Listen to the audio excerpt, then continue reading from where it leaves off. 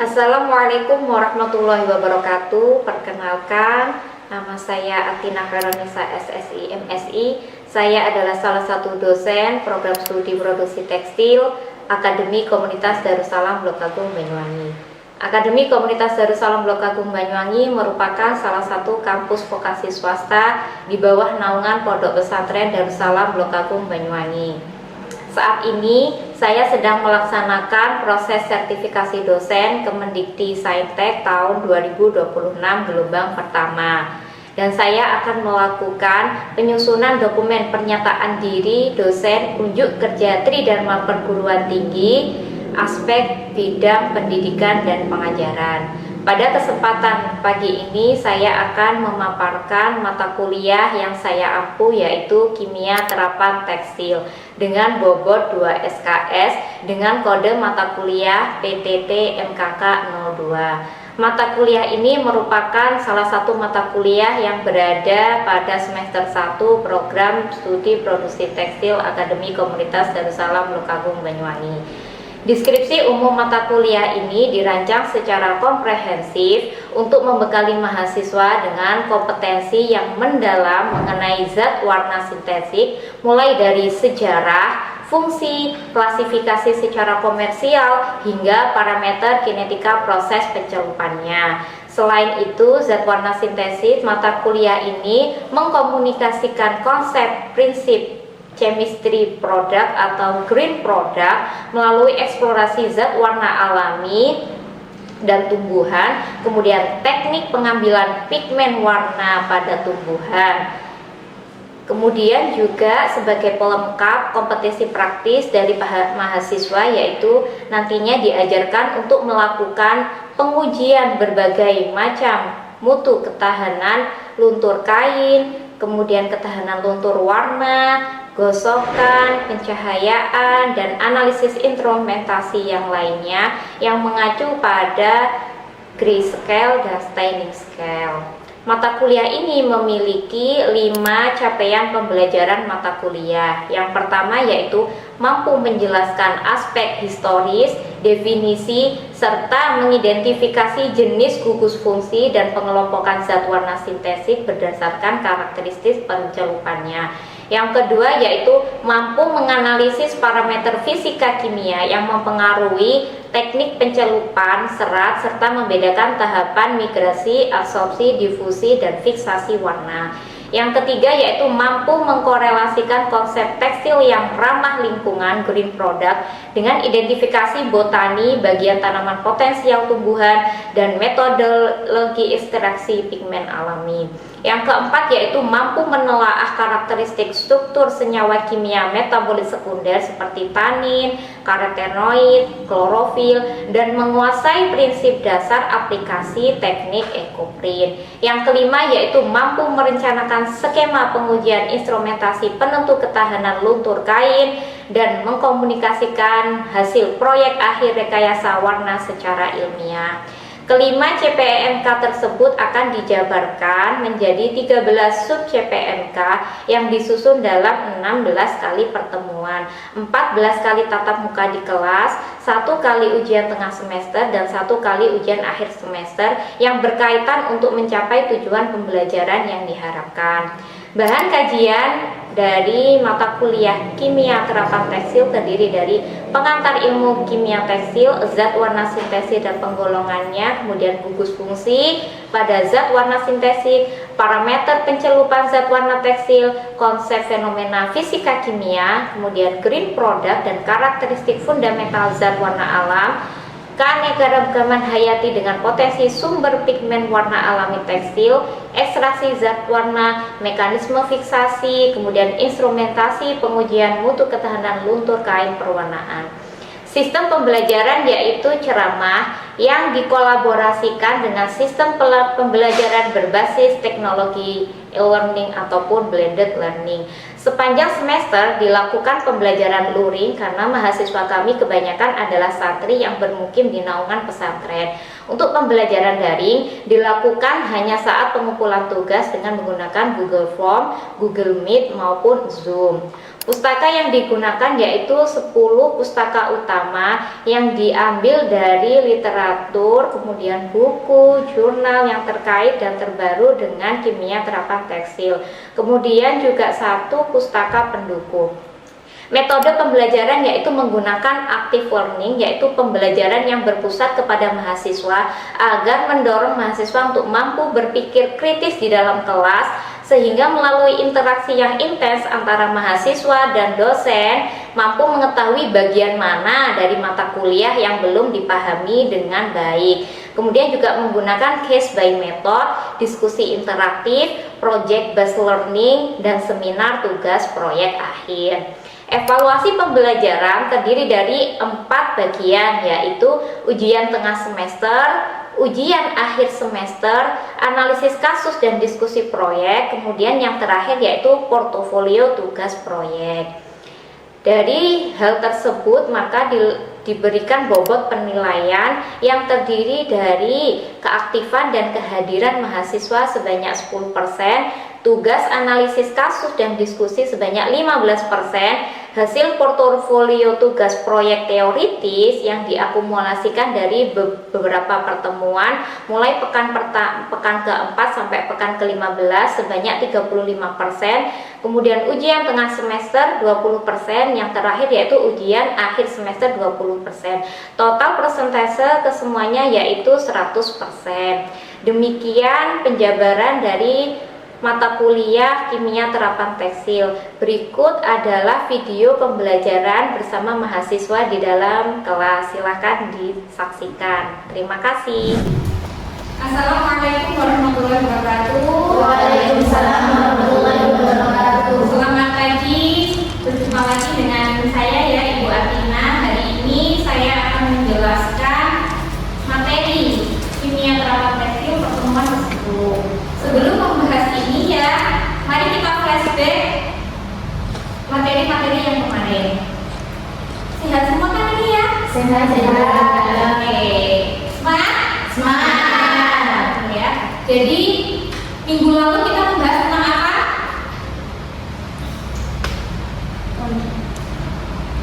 Green product. Green product ya.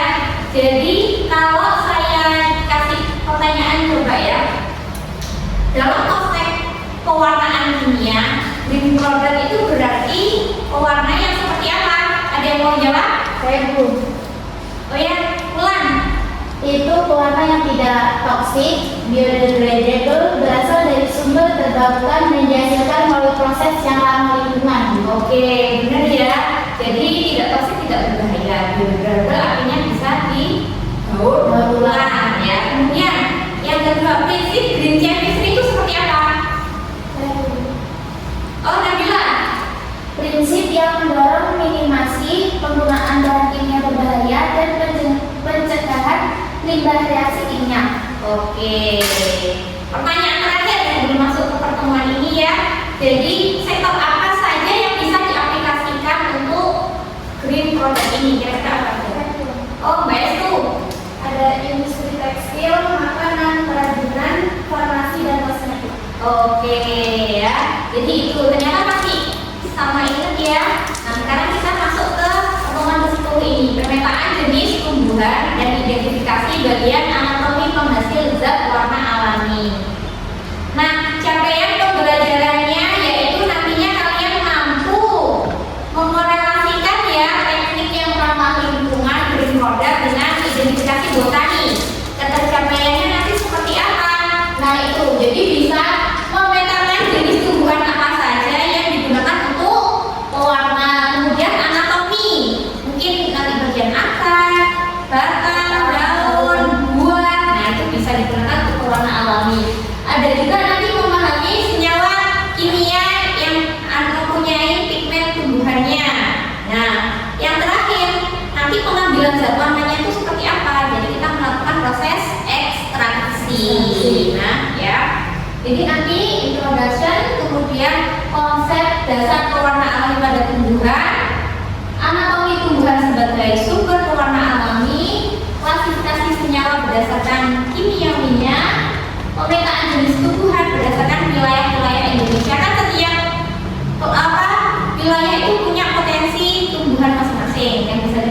kemudian teknik ekstraksinya, dan yang terakhir yaitu kesimpulan.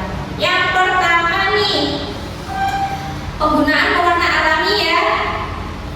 Nah ini, sebelumnya ada yang bisa menyebutkan nggak apa definisi dari pewarna alami dan pewarna sintesis? Oke, Mbak Lida. Pewarna sintetik adalah pewarna yang menggunakan bahan kimia sebagai tambahannya. Kemudian pewarna alami adalah pewarna yang menggunakan bahan alam sebagai pewarnanya. Oke, jadi segala hal warna sintetis itu jadi ada tambahan zat kimianya. Nah itu biasanya memperlama warna itu menempel pada pakaian atau kain ya. Jadi kayak warnanya yang curah cerah. Sedangkan pewarna alami biasanya diambil dari tumbuhan-tumbuhan di sekitar kita karena ada pigmen senyawa kimianya yang bisa menghasilkan zat warna. Biasanya di situ ada apa namanya, warnanya itu nggak ngejreng atau nggak secerah warna-warna dari sintesis. Nah itu ya, biasanya yang digunakan kayak warna sintesis itu azul ya, di situ ada azul, kemudian formalin bisa digunakan di tekstil, juga bisa digunakan di tambahan panganan. Kemudian itu kalau penggunaan berkelanjutan itu menimbulkan toksik, berarti berbahaya di lingkungan dan karsinogen, menyebabkan kanker juga pada akhirnya. Jadi, nah semenjak itu terus ada penelitiannya dari Melo et al. Itu ya, dia menyebutkan ternyata ada 500 sampai 2000 spesies dari tumbuhan itu yang bisa digunakan untuk pewarna alami. Namun yang masih ditemukan itu sebanyak 150 spesies. Yang ratusan lain harus kalian eksplorasi lagi berarti nanti ya. Nah sekarang konsep dasar pewarna tumbuhan ya di sini. Ada pewarna alami nanti ya dari tumbuhan. Contohnya kalau yang gambar pertama itu secang ya. Tahu kan secang ya? Kira-kira menghasilkan warna apa nantinya? Merah. Oke, benar ya, warna gula merah. Kemudian indigo. Kalau indigo warna apa? Biru. Benar. Terus itu mengkudu.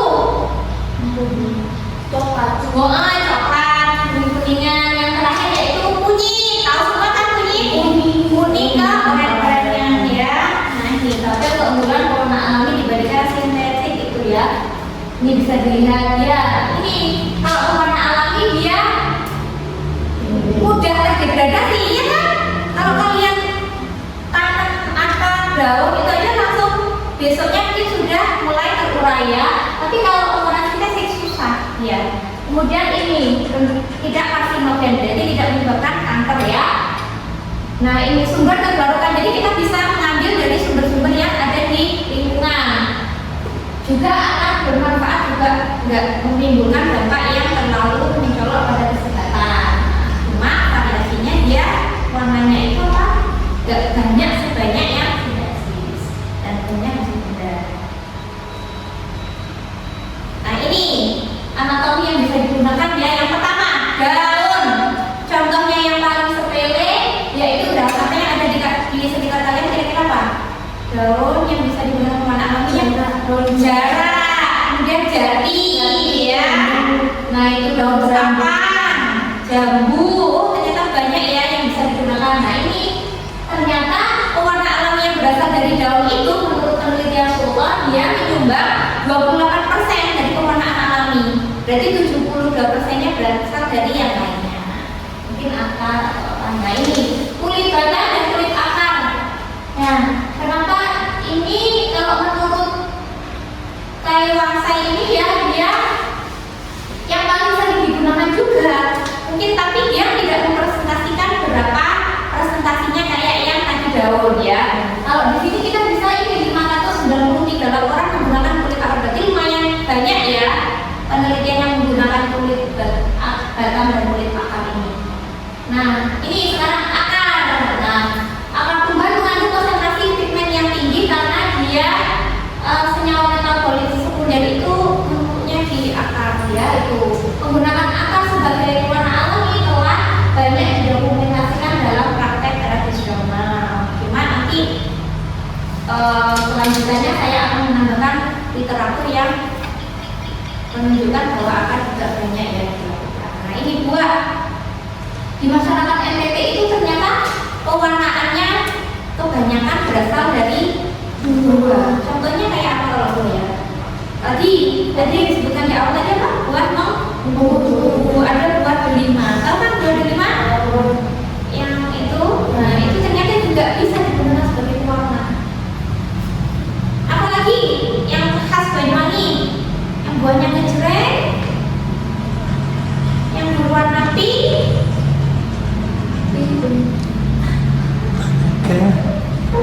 Buah apa? Oke, warna bukan aja. Itu mulai buah, kulit semuanya berwarna. Kayak makan aja nanti ini langsung berwarna pink ya. Jadi bisa digunakan. Nah ini integrasi penelitian. Di sini saya telah melakukan penelitian yang menggunakan berbagai macam tumbuhan ya, bagian dari tumbuhan. Nah yang pertama yaitu kulit rambutan.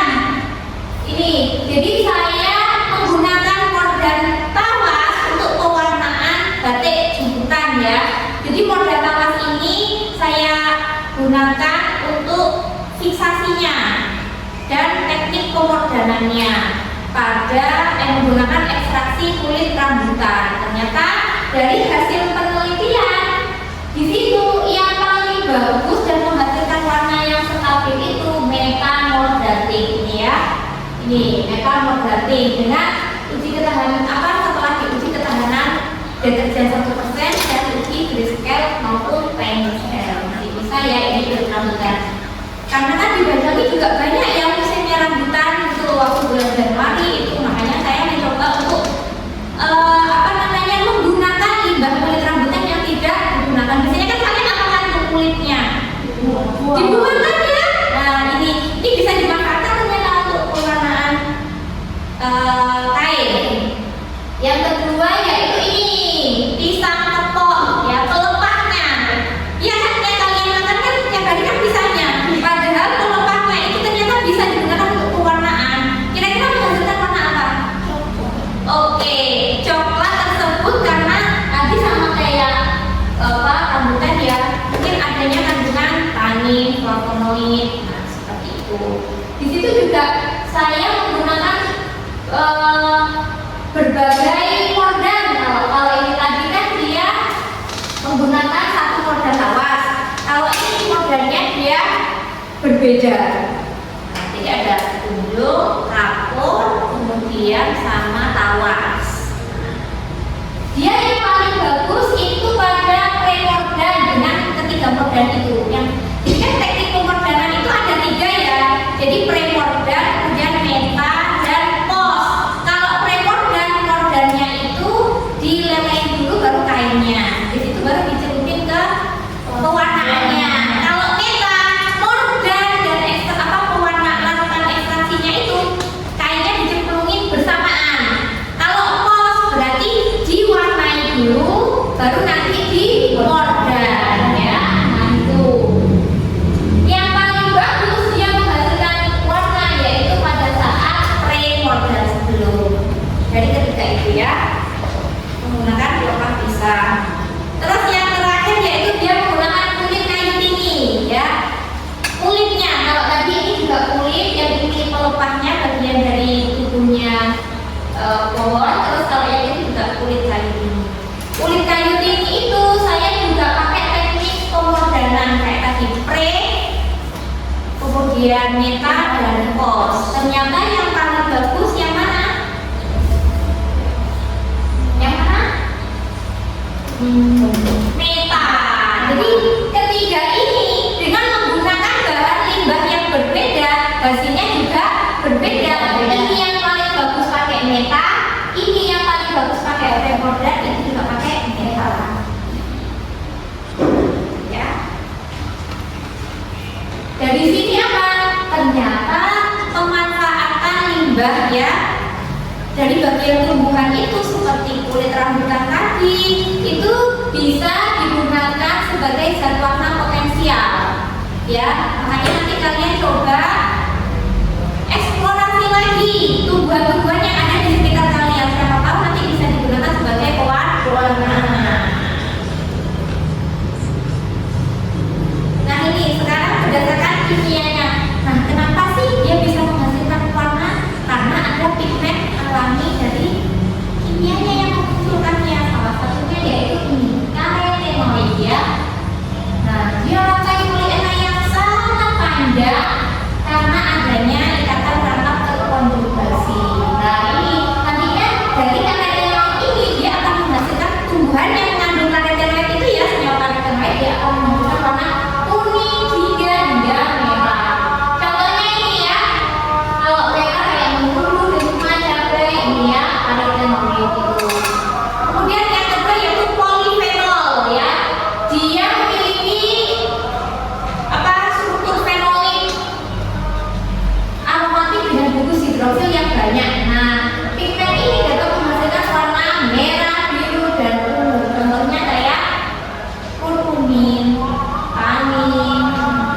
kemudian di bunga telang ya. Bunga telang kan kalau dikit warnanya biru ya.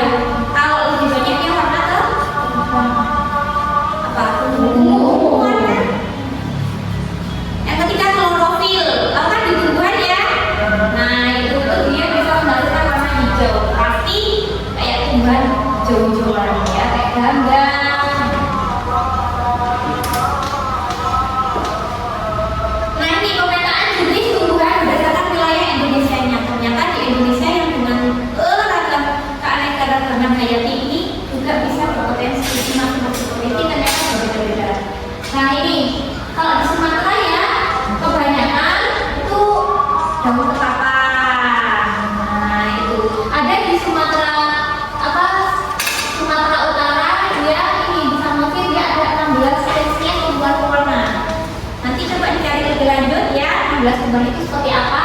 Kemudian di Aceh juga ada 32 spesies yang menghasilkan warna.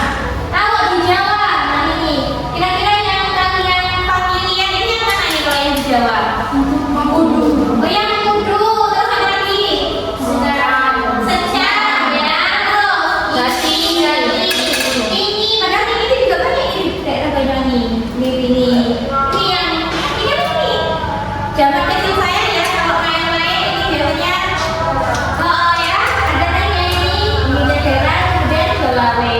Nah ini bisa ini menghasilkan ada warna hijau, ada warna kuning. Ini bagiannya ya. Kalau ini bagian buahnya yang bisa diambil. Kalau ini ada bagian batangnya. Kemudian kalau ini kulitnya juga bisa, daunnya juga bisa. Kalau ini kayu batangnya. Kalau ini bagian akar dan kulit.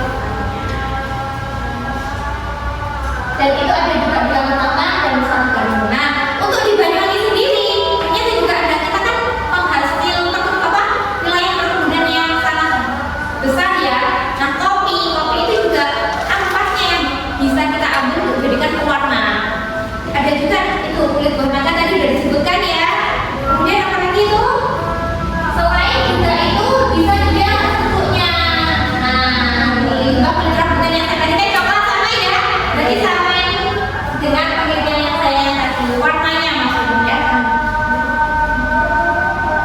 Nah ini sampai sekarang karena kita masih keterbatasan laboratorium ya, saya kalau mengekstraksi masih menggunakan ekstraksi yang sederhana ya, masih menggunakan sederhana. Padahal sebenarnya kita bisa untuk menggunakan ekstraksi yang lebih modern.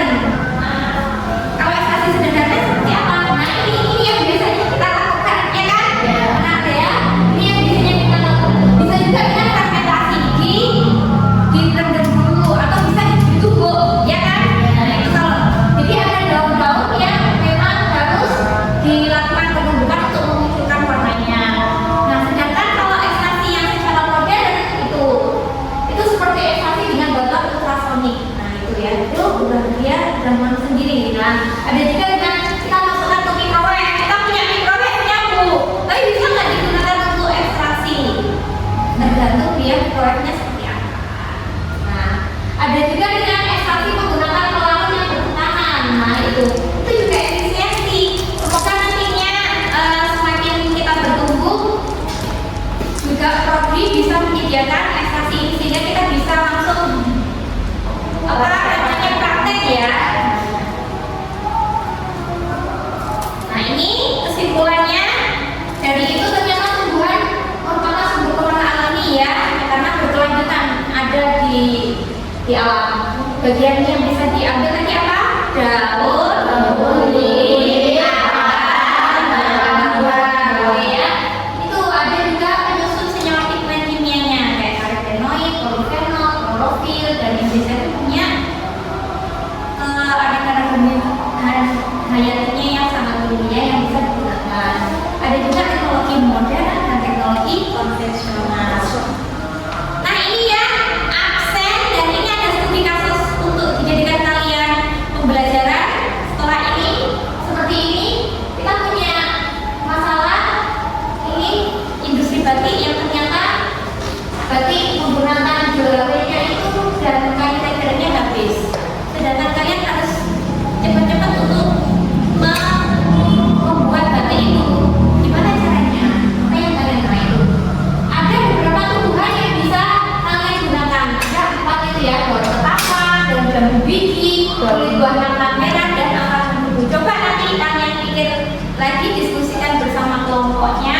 bagian-bagian mana yang harus dan sesuai dengan kimianya ya. Untuk link absensi hari ini bisa di klik di sini ya. Nah itu nanti muncul, insya Allah muncul. Terakhir pengumpulan besok jam 7 ya. Ada pertanyaan dari sini?